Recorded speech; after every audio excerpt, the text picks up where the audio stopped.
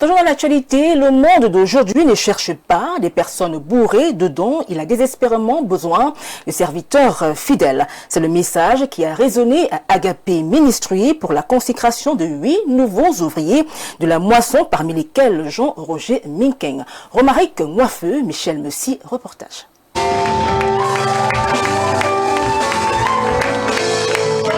Fruit d'un intense travail conjoint d'encadrement, ces élus ont reçu des consignes claires devant une assemblée bondée de familles et d'invités. Le rappel à l'ordre est strict. L'Église a besoin de repères solides et l'onction sans le caractère est un danger pour la foi. Si on a l'onction et on n'a pas le caractère, on bâtit les gens sans caractère. Et d'abord même, notre caractère, c'est un message. C'est la Bible que les autres lisent. Donc quand les gens nous voient, notre vie, notre comportement, c'est déjà un message.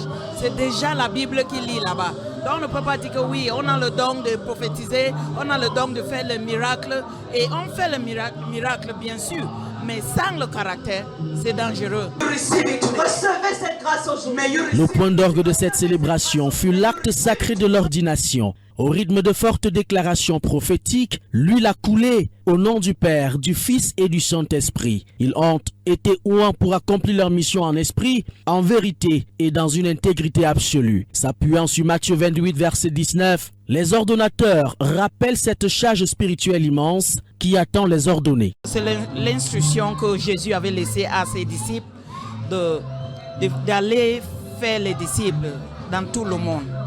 Qu'il ne pas faire les disciples. Donc, même quand on prêche, on prophétise, on fait tout, mais il faut aussi bâtir les gens, c'est ce qu'il faut dire. Il faut bâtir les gens qui peuvent aller aussi faire la même chose comme vous êtes en train de faire. C'est un fort message que Jésus nous a laissé. La solennité a ensuite laissé place aux cris de joie et aux you-you stridents de l'assemblée en liesse. Sous les ovations, les nouveaux ordonnés ont reçu leurs attributs et décorations ministérielles. Un moment de forte émotion pour ces nouveaux ouvriers, conscients du défi qui les attend. Nous prenons conscience effectivement par les expériences du passé, où lui-même il a confirmé que nous étions ses élus à travers une foi active auprès de nos familles, auprès des amis, des collègues qui étaient dans des situations assez chroniques, difficiles, où on leur a parlé de l'amour insondable de Dieu et de sa puissance qui se manifeste dans des situations désespérées. L'huile a coulé, les mains ont été imposées et la fête a battu son plein. Mais dès demain, loin des projecteurs, le véritable travail commencera. Ces 8 serviteurs d'Agapé Ministry ne portent plus de simples titres, ils portent une responsabilité divine. À eux désormais de prouver au monde que l'onction reçue ce jour est à l'exacte mesure du caractère qu'ils incarneront sur le terrain. Toujours dans la mouvance de l'Assomption, forte mobilisation des fidèles chrétiens catholiques de la paroisse Sainte Trinité de Muyemesala ce 15 août. Le temps d'une messe riche en enseignements et acclamations placée sous la conduite de Monseigneur Christophe Zoa, évêque du diocèse de Muyemesala. Un reportage de Jean Bruno et Fangono. Célébration de la montée de la Sainte Vierge Marie au ciel. Les fidèles catholiques et l'ensemble des chrétiens de la ville de Muyemesala l'ont fait dans toute sa grandeur.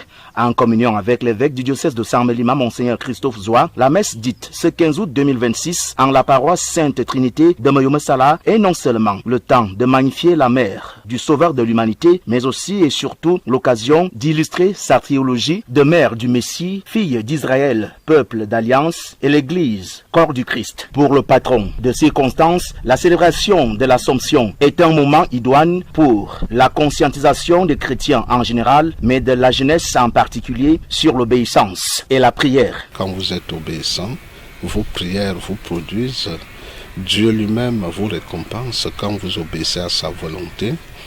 Et pour ce qui est, je veux dire, du complément, c'est dans l'éternité bienheureuse. Et donc l'Assomption vient encourager dans la foi et l'espérance.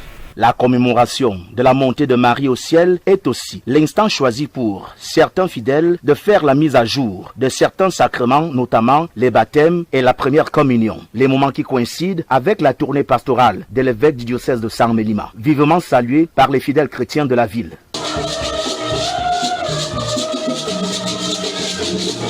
Maintenant, les populations de Moyomé-Sala sont fiers d'avoir reçu l'évêque dans leur localité. Et surtout, un 15 août, nous savons que au 15 août, c'est une journée assez chargée, assez consacrée aux grandes messes, vu l'historique que cela rappelle. Et voir l'évêque se déplacer pour venir passer ce 15 août avec nous rend très fiers et on se sent très honorés. Bonne population, Dieu merci, les fidèles ont répondu présents à cet appel et sont venus manifester la joie. En rappel, la fête du jour coïncide aussi non seulement avec la fin de la tournée pastorale de l'évêque, mais aussi par la première célébration d'un événement majeur avec le nouveau curé de la paroisse Sainte-Trinité de Moyomé-Sala, l'abbé Dr Sylvain Olivier Nkoutou-Evina, pour un ensemble de moments animés par la chorale Saint-Simon-Pierre de la paroisse éponyme.